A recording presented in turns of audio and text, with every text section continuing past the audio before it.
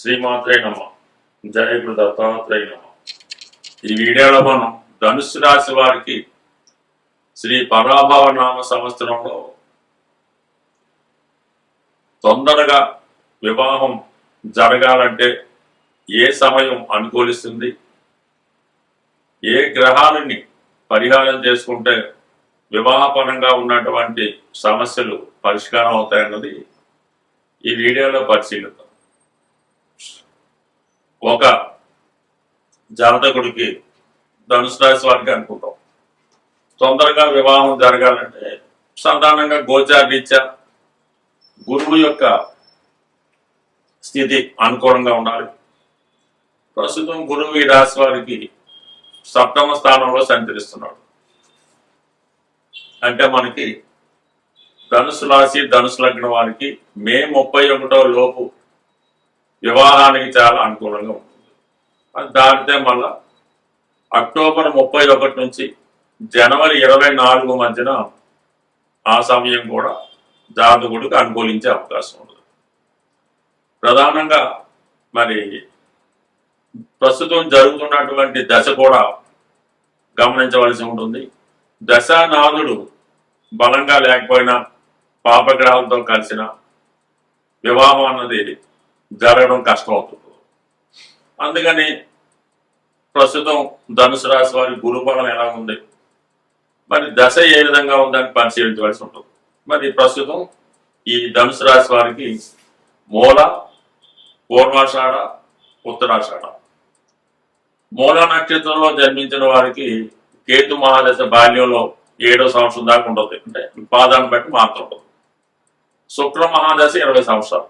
అంటే అదృష్టం బాగుండే మంచి డెవలప్మెంట్ ఉంటాయి. శుక్ర మహాదశలో వివాహం జరిగే అవకాశం ఉంటుంది ఈ ధనుసు రాశి వారికి. అంటే ఎర్లీ మ్యారేజ్ అనుకుంటాం 90 డేస్ బట్టి 25, 25 జరిగినప్పుడు ఓకే. లేదు, జరగడం లేదు, ఆ టైంలో వివాహం చేయాలనుకుంటే మాత్రం శుక్రగ్రహానికి పరిహారం చేయవలసి ఉంటుంది. శుక్రగ్రహానికి పరిహారం ఏం చేస్తాం? అమ్మవారి ఆరాధన, లక్ష్మీ అమ్మవారిని తామర కలవకులు అని కూడా కొన్ని ప్రాంతాలు అంటారు, వాటితో అమ్మవారికి అర్చన చేయించడం, శ్రీ సూక్తం, లక్ష్మీ స్తోత్రం, కనకదార స్తోత్రం లాంటివి పారాయణ చేయడం, ప్రతి పౌర్ణమికి అమ్మవారికి పాయసం నివేదన నైవేద్యంగా చేసి మరి లలితా సహస్రనామం పారాయణ చేయడం వల్ల ఇది కామన్గా శుక్రమహాదశ అనుకూలించే అవకాశం ఉంది. శుక్ర మహాదశ దాటితే అంటే కొంతమందికి 25లోనూ, కొంతమందికి 26లోనూ, కొంతమందికి 23లో కూడా రవి మహాదశ వస్తుంది. ఈ రవి మహాదశ వివాహానికి అంత సపోర్ట్ చేయదు ఎవరికన్నా సరే. ఒకవేళ రవి దశలో వివాహం జరిగినా కొన్ని అనుకోని ఇబ్బందులు ఎదురవుతూ ఉంటాయి. అందుకని రవి దశలో సాధారణంగా వివాహం చేయకుండా ఉంటేనే మంచిది. తప్పనిసరి పరిస్థితుల్లో చేసుకోవచ్చు రవి గ్రహానికి పరిహారం చేసి.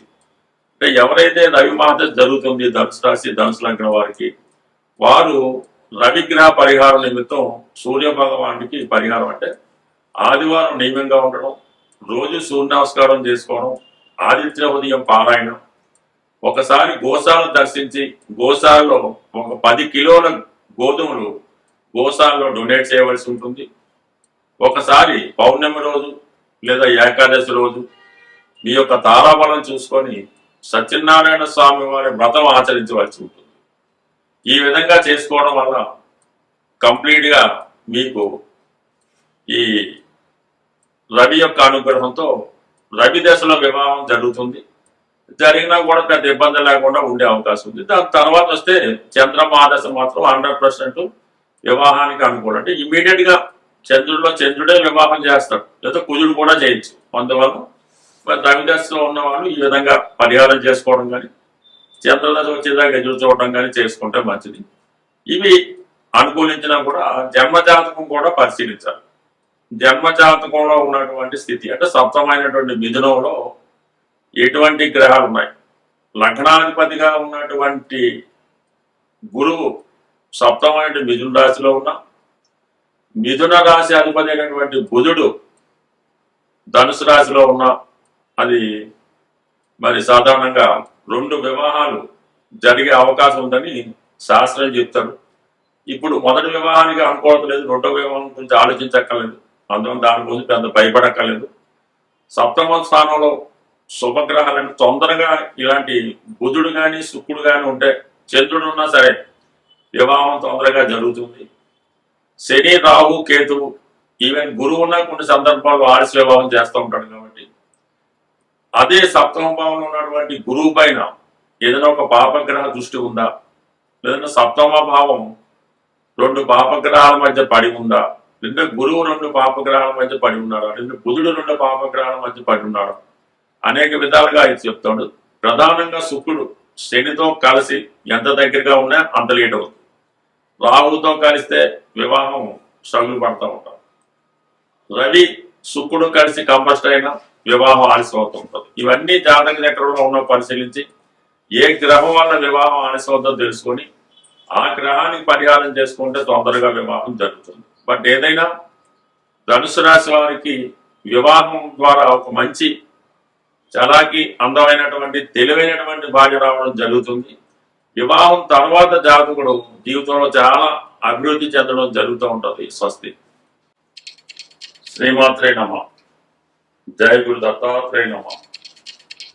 ఈ వీడియోలో మనం కుంభరాశి వారికి శ్రీ పరాభవ నామ సంవత్సరంలో వివాహానికి ఏ సమయం అనుకూలంగా ఉంటుంది, అంటే కుంభరాశిలో వివాహం కొరకు ఎదురు చూస్తున్నటువంటి యువతీ యువకులకు ఎప్పుడు వివాహ ప్రయత్నాలు చేస్తే బాగుంటుంది, ఎప్పుడు వివాహం జరిగే అవకాశం ఉంది అన్ని వీడియోలో మనం పరిశీలిద్దాం.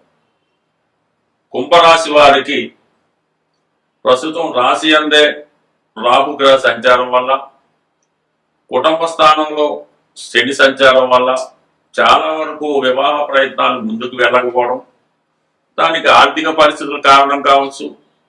అలాగే ఈ అబ్బాయి లేదా అమ్మాయి వివాహం కొరకు ఎవరు పెద్దగా శ్రద్ధ తీసుకోలేకపోవచ్చు. అలాగే ఈ జాతకులకి గతంలో లవ్ ఫెయిల్యూర్ అయి ఉండి అదే భ్రమలో ఇంకా వివాహానికి వాయిదా పడటం జరగవచ్చు. మరికొంతమంది ఏదో ఒక బాధ్యత పెట్టుకొని ఆ బాధ్యత పూర్తయ్యేదాకా వివాహం చేసుకోకూడదని ఉంటారు. అంటే కొంతమంది తల్లిదండ్రులు ఇల్లు కట్టాలని, చెల్లెలకు పెళ్లి చేయాలని, లేదంటే అన్నగారికి పెళ్లి అవ్వాలని, లేదంటే ఇంకొకటి సంతానం కలగాలని ఈ విధంగా వివాహానికి వాయిదా వేస్తుంటారు.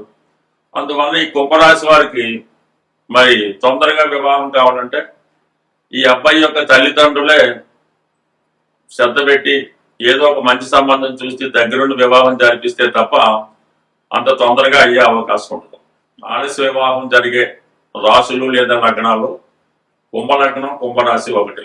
సాధారణంగా 36-42 సంవత్సరాల దాకా కూడా ఈ రాశిలో వివాహం జరిగిన వాళ్ళు ఉంటారు. మరి ప్రస్తుతం ఈ రాశి అంటే రాహుగ్రహ సంచారం వల్ల పెద్దగా వివాహానికి ఆసక్తి చూపరు. అందువల్ల పెద్దవాళ్ళు కొద్ది ప్రయత్నం చేయాలి. ఎప్పుడు ప్రయత్నం చేయాలి? ప్రస్తుతం గురువు సంచారం ఇప్పుడు 5వ స్థానంలో ఉంటూ అక్టోబర్ 31 నుంచి జనవరి 24 మధ్యలో సప్తమ స్థానంలో గురుగ్రహ సంచారం జరుగుతుంది. అదే సమయంలో అక్కడ కేతు గ్రహం కూడా ఉండడం జరుగుతుంది. అది వివాహానికి చాలా వరకు అనుకూలించే సమయం. అంటే నవంబరు, డిసెంబరు, జనవరి కొద్ది రోజులు ఈ ప్రయత్నం చేయడం మంచిది.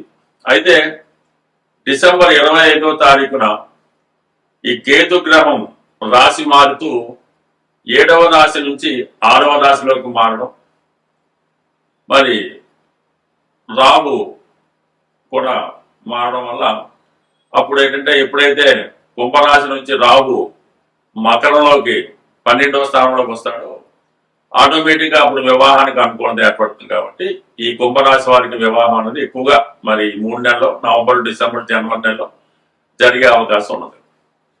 దాంతో పాటుగా దశ ఏం జరుగుతుందో చూసుకొని మరి దశ ధనిష్ట నక్షత్రం వారికి కుజుడైపోయి రాహు అయిపోయి గురుదశ నడుస్తుంటుంది.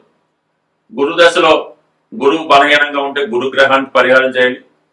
మరీ లేట్ అయ్యంటే శని మహాదశ నడుస్తుంటుంది. అప్పుడు శని మహాదశకి మీరు పరిహారం చేసుకోవాల్సి ఉంటుంది. అదే శతభిష నక్షత్ర జాతకులకి శతభిష నక్షత్రం రాహుదశ 18, గురువు 16 అయితే 34 అప్పటికే జరగకపోతే శని. ఆ విధంగా మీరు గురువు కానీ శని కానీ ఏ దశ జరుగుతుందో ఆ దశ అంతర్దశ పరిశీలించుకొని వాటి పరిహారం చేసుకుంటే మంచిది. ఇక పూర్వభద్ర నక్షత్ర జాతకులకి 90% గురువు, దాని తర్వాత శని దశ, లేదంటే దాన్ని బట్టి చూసుకొని దశానాథుడికి పరిహారం చేసుకోండి మంచిది.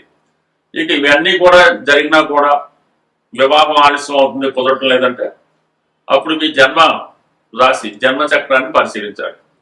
జన్మచక్రంలో సింహరాశిలో, అంటే మీ కుంభానికి సప్తమ సింహం కాబట్టి సింహరాశిలో పాపగ్రహాలు ఉన్నా, సింహరాశి 2 పాపగ్రహాల మధ్య పడ్డా, రాశ్యాధిపతి రవి నీచలో ఉన్నా, పాపకర్తాల్లో ఉన్నా, పాపగ్రహాలతో కలిసి ఉన్నా వివాహం ఆలస్యం అయ్యే అవకాశం.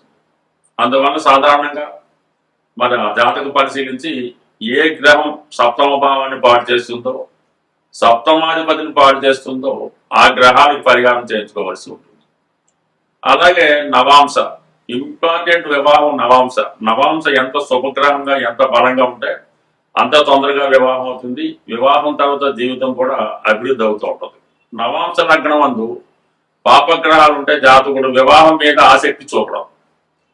అలాగే సప్తమ భావంలో పాపగ్రహాలు ఉంటే సరైనటువంటి పెళ్లి ప్రయత్నాలు చేయలేకపోవడం, వివాహం ఆలస్యం అవుతుంటుంది. ఇవన్నీ రాశి నవాంశ పరిశీలించిన తర్వాత ఏ గ్రహాల వల్ల వివాహం ఆలస్యం అవుతుందో ఆ గ్రహాలకు పరిహారం తప్పనిసరిగా చేయించుకోవాల్సి ఉంటుంది. అయితే ఎట్టి పరిస్థితుల్లో కూడా కుంభరాశి వారు రవి యొక్క పరిహారం చేయించుకోవాల్సి ఉంటుంది. అలాగే రవికి సంబంధించిన ఆదివారం నియమంగా ఉండడం, మరి ఆ రవి గ్రహ అనుగ్రహం కోసం మీరు కంపల్సరిగా గోశాలను దర్శించి గోపూజ చేసి గోశాల నిర్వాహకులకి ఒక 10 కేజీలు గోధుమలు డొనేట్ చేయవలసి ఉంటుంది. అలాగే ఒకసారి సత్యనారాయణ స్వామి వారి వ్రతం చేయించుకోవలసి ఉంటుంది. ఇవి చేయించుకోవడం వల్ల సప్తమం మీకు శుభప్రదం అవుతుంది. శని యొక్క అనుగ్రహం కోసం మీరు ప్రతిరోజు వేకువజామునే లేచి సూర్య నమస్కారం లేదా నిత్య పూజ ఆచరించి ప్రతి మంగళవారం హనుమాన్ ఆలయం కానీ సుబ్రహ్మణ్య స్వామి ఆలయం కానీ దర్శించడం వల్ల కంప్లీట్గా మీకు వివాహం కొరకు ఉన్న ఆటంకాలు తొలగి తొందరగా వివాహం జరిగే అవకాశం ఉంటుంది. సో అలా కాకుండా మీరు కంప్లీట్గా మరి ఈ కుంభరాశి వారు ఎక్కువగా ఏదైనా ఒక పుణ్యనది స్నానం చేసి అక్కడ ఉన్న దేవాలయంలో అభిషేకం చేయడం వల్ల మీకు తొందరగా వివాహం జరిగే అవకాశం ఉంటుంది. ఇది ఈ కుంభరాశి వారికి వివాహ జీవితం ఎప్పుడు కూడా డామినేటెడ్గా ఉన్నటువంటి భార్య లేదా భర్తలు అవడం జరుగుతుంటుంది. అంటే సప్తమం రవిక్షేత్రం కాబట్టి బాగా అడాప్టేటివ్గా ఉన్నటువంటిది భర్త లేదా భార్య కొరకు పట్టించుకొని జీవిత భాగస్వాములు రావడం జరుగుతుంది. వీళ్ళు బిజీగా ఉన్నవాళ్ళు పట్టించుకోకపోవచ్చు. బట్ ఏదైనా ఈ కుంభరాశి వారికి ఆశించినంత ప్రేమపూర్వకమైనటువంటి వివాహ జీవితం ఉండకపోవచ్చు. స్వస్తి.